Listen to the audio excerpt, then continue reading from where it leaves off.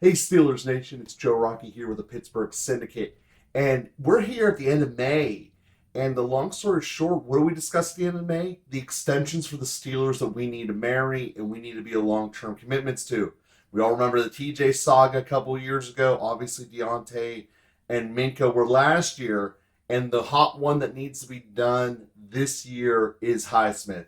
But before we dive into that and dive into how the Steelers are going to be able to afford it with the cap, if there's any players, charities, or causes that you guys have a direct person contact with on the inside, please click my contact button here at Elite Business Conversations and let me know who that person is so I can schedule that group to be on the show. I would love to talk to as many of them as possible, and I need your help to know who to talk to inside of the group. Now, with that being said, Highsmith is an absolute beast. He got 14 sacks last year in a year where he played 88 snaps. He ended up showing that he didn't need TJ to be successful, which puts him in a magnitude of category better than the one he replaced in Bud Dupree. And when we look at him, getting better each year, 2 sacks, 6 sacks, 14 sacks, and we're in the last year of the rookie contract. He was a third-year draft pick, and this is his 4th year. So that happened fast, but he's been developing quickly. So the question is how are they going to be able to afford another big contract? And realistically, what is he even going to get paid? So I use Spot Track because they tend to be pretty accurate in this. And the long story short estimation is somewhere between 13.8 and 14.1 per year. Right now, he's making 2. So for those doing math at home, that basically means the Steelers need to find an extra $12 million on the cap for next year for it to be able to fit. So, to do a quick cap analysis, any money that the Steelers or any team doesn't spend in this year gets rolled over into the following year. This is part of the manipulation that Cleveland did last year with Watson.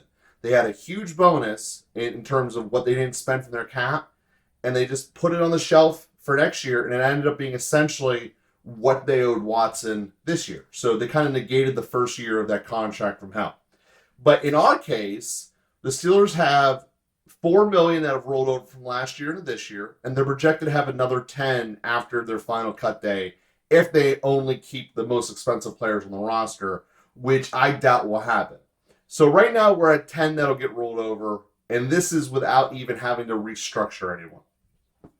So when we look at the cap potential casualties of this camp, to me there's a couple that stand out pretty aggressively. The first and foremost is Gunnar Olszewski. You guys have seen the video about too much talent at the wide receiver position. If you haven't, I totally invite you to check that out. But I don't think that Gunnar makes this team based upon talent, let alone his contract. And by cutting him, you free up $2 million instantly to the cap. And given the fact that Calvin Austin is a better receiver and returner than him, I think that that's a no-brainer.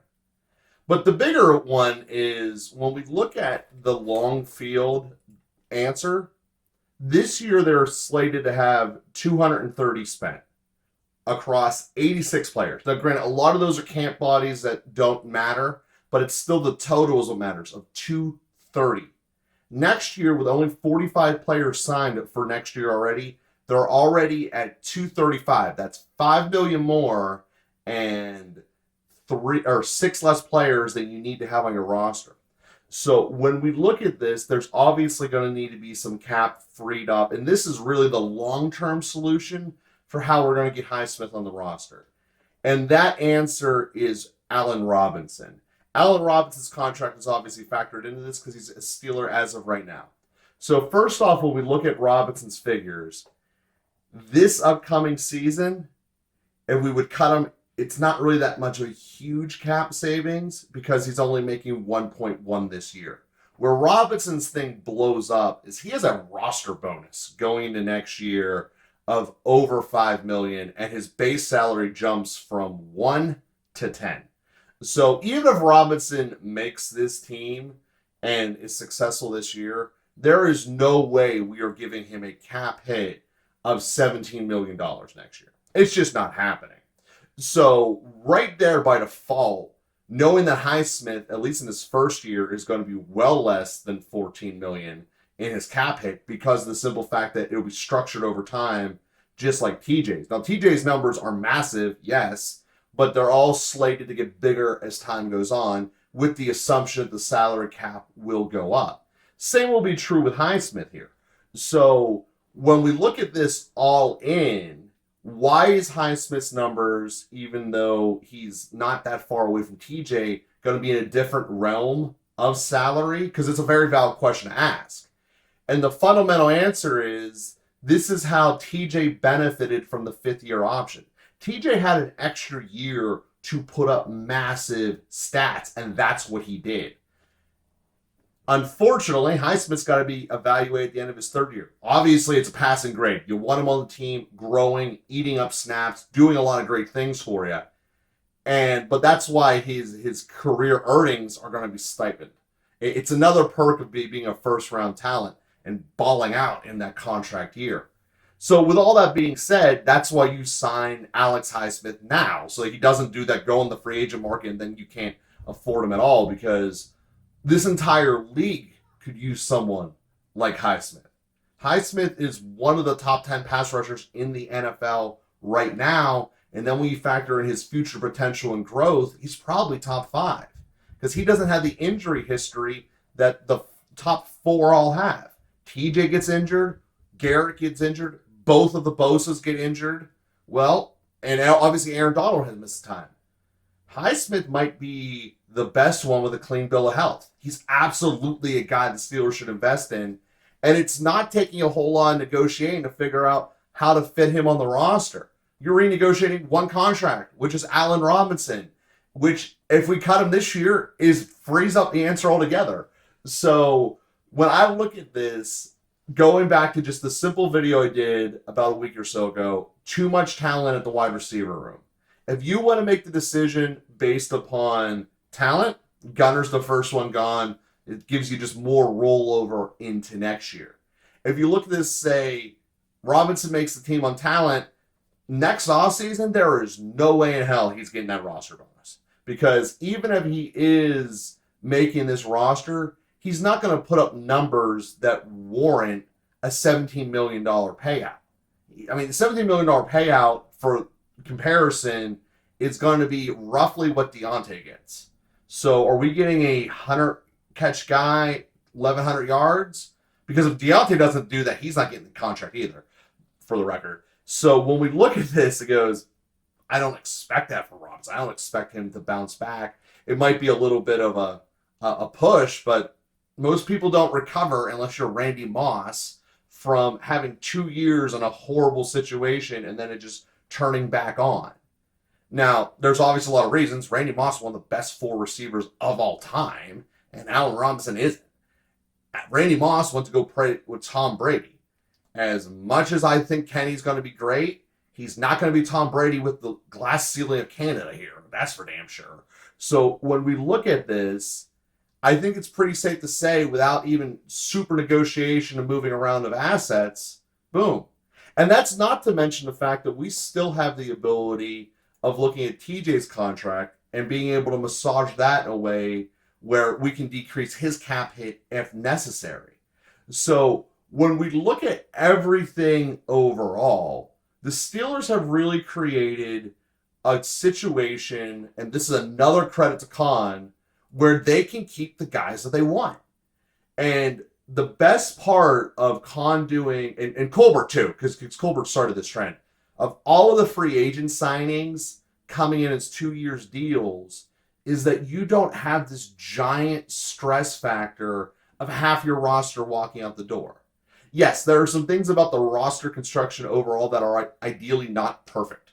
Only 23 of the current players, and that counts this year's draft class, were drafted by the Steelers.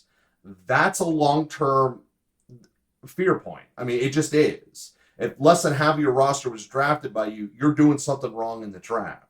Now, it's a fact. Is it something I think is going to keep the team from winning the Super Bowl this year or going far this year? No, because I love how this team is constructed. But it's something that, long-term picture, the Steelers have not been hitting on the back end as much as we have. And that's assuming people like Kendrick Green, and Loudermilk are on the team. And there's no guarantee of that.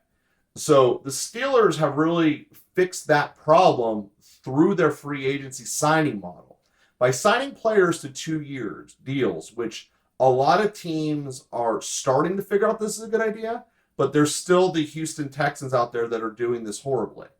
So the problem with a 1 year deal, especially if you're a team that's about to be on the fritz, Houston Texans, at the end of October, the Houston Texans, if you look at their schedule objectively, might have one win. And when you have a bunch of players who are on 1 year deals, and you know the franchise doesn't want to bring back a bunch of losers because they have to sell tickets, you automatically are focusing on your career moving forward. And it's halfway through the season. You're not investing in buying in to your team.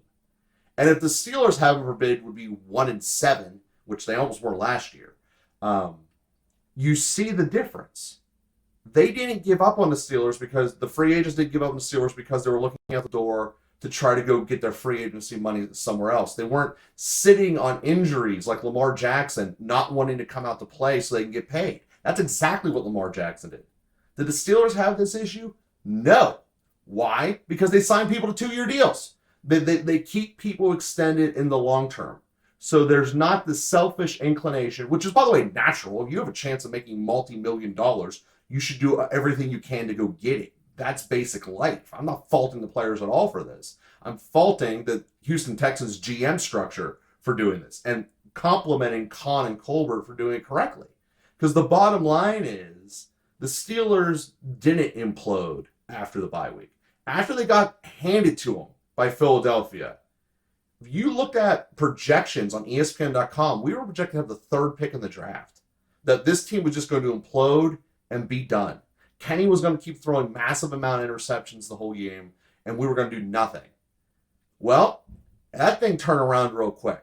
A, the schedule got easy. But B, Kenny stopped throwing the interceptions. We picked things up, but most importantly, the nucleus stayed together. There was no buyout, run to selfish, run to hiding. I mean, hell, this is what we saw Cleveland do for a decade. And this is, like I said, a giant compliment to the Steelers front office and part of building a culture and success. So when we look at why we get Highsmith, because Highsmith's one of our stars moving forward. And the strength of this team is Watt and Highsmith, which are the symbols of the pass rush, the entities of the pass rush. That's what makes this team successful. And do I think that they're going to give Watt the extension, or correction, Highsmith the extension? Absolutely. And they absolutely should. And I can already hear the comments being written. What about Herbig? Joe, you were just so big on all the Herbig and his draft status, nearly getting a sack a game at Wisconsin, starting every single game in Wisconsin, and getting the sign of approval from TJ. All of that is true. All of that's true. You don't get rid of someone who's a top pass rusher with the hope a fourth-round rookie does it. You just don't. That's just bad risk assessment.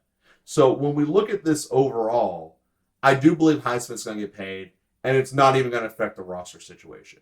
But this team has been constructed with looking at who is the next piece and being ready to facilitate them in a way that is very hard to do. You know, the Steelers have not really been surprised by someone who was elite and they weren't able to afford it under growing cap situations.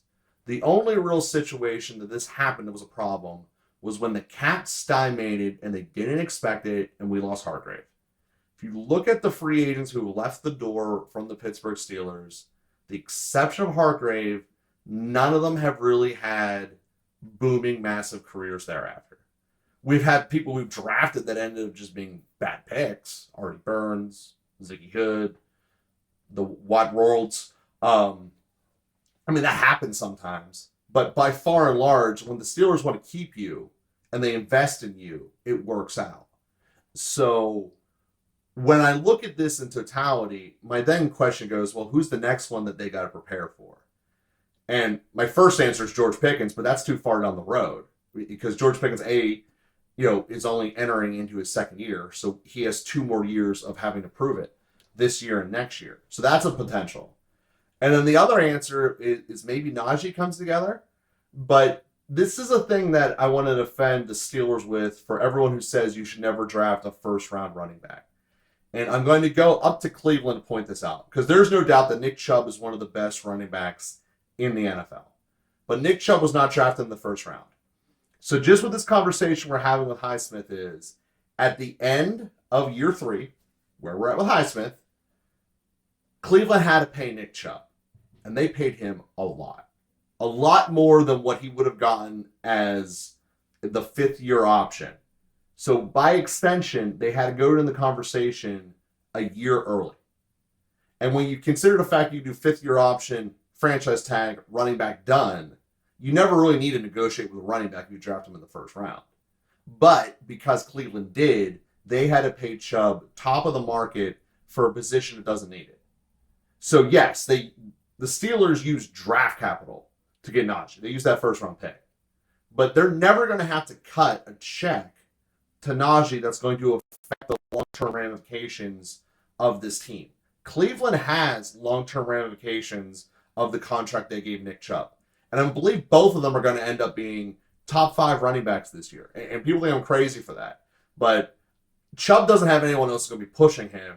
And Najee was on fire when he was at the end of the year. And the Steelers are doing a lot of strong indications that they recognize things were good when they ran well. You don't rebuild the left side of your line with run blockers that can also do pass blocking, but the primarily run blockers first, unless you're considering running the ball. Not to mention Darnell Washington as a player that you just added to this team. Amazing. So, yes, I think Najee is going to be a top 5 running back this year. I think Chubb's going to be a top 5 running back this year. But they're going to be paid in magnitudes apart. The amount of money Chubb is getting compared to what Najee is getting is night and day. And yes, Steelers used a first-round pick. True. But they were better off for it. So, a little bit off topic with that Najee stuff, but it's all about roster creation and looking long-term. So, realistically, what do I expect? Eventual 5th-year option to Najee, franchise to Najee, and hopefully he's still got something left in the tank, but if he does, great. If he doesn't, he's a running back. They only go about 6 years anyway. Kind of note when you buy it. So, I absolutely love everything that the Steelers have done. I'm looking for angles, quite frankly, guys, to say Khan has done something wrong. There's just so much positivity with our Santa Claus that Khan is, giving us all the presents. I want to find something he did wrong, and I can't. And I'm trying to be objective and look for all kinds of different angles. The dude is doing things right in so many different levels, and it is amazing. This is the kind of foundation. Now, granted, Colbert gave him a great foundation to start with, and he was here building it with Colbert too. It's not like he just showed up. This team has an establishment here. It is going to have camp going like crazy for competition. And with mini camp going on, this is the start of it. This team has more depth than they have had since the Super Bowl runs. This team has finally figured out how to get the offense to catch up to the defense, which it has not done since TJ has turned on. And with that being said, sure, we're not going to do shootouts like Cincinnati, but we're also able to hold teams down that Cincinnati can't. We're not forced to play in a single mode. Yeah, I'm sure there will be games just like Ben used to have where scores get crazy and we blow someone out. But I imagine this to be like the old school Ben team. We're going to keep it close. 4 minutes left. Kenny does something where he doesn't have to listen to the coordinator. That's what Ben did. That's how we won. Defense has to stick around to keep us in it the whole time. But I do suspect that we're not going to have the most inept third quarter of all time, which we almost did last year. I suspect that our third down conversion rates get a whole lot better. And it all comes back to the fact I think Najee's going to do it. So this team is built upon a great foundation. And I think that they're going to make a run. I really, really do, guys. So Steelers Nation, we appreciate you guys for watching. If you haven't already and you're watching this far into the video, click subscribe. And we will be with you tomorrow at 7 p.m.